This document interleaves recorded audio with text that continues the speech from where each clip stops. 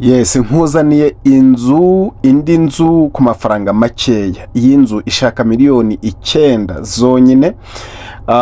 Nkuko ubibona ifite amasuku, ikoreye amasuku, ifite inzugi nziza, ifite ibyumba 3 ndetse na salo. Hanyuma iri mu buso bunini kuko iri muri metero kare zirenga 300. Ni ukuvuga ngo iri mu kibanza kirenga.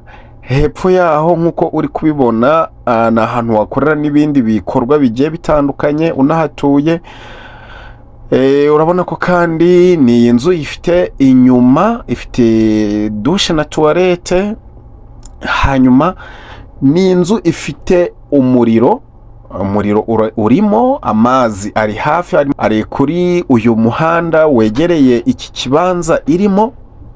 Icyangombwa kirahari, wahita ukora mitasiyo kuri miliyoni 9 gusa n'ibihumbi 500. Waba uri umusore, cyane cyane mwebwe mukoze ubukwe vuba, rwose iyi nzu irababereye. Mwimbere iteye irangi, kuva ku muhanda wa kaburimbo uyigeraho n'amafaranga 1500. Kuva ku muhanda wa kaburimbo uri ahantu bita mu birembo bya Kinyinya cyangwa se mu birembo bya Bumbogo, kukayigeraho ni 1500 ku kamoto. Location ni mu murenge wa Nduba, kagari ka Butare, umudugudu witwa Kidahe. Ni ahantu heza cyane, hafite na view nziza, hafite n'umwuka mwiza.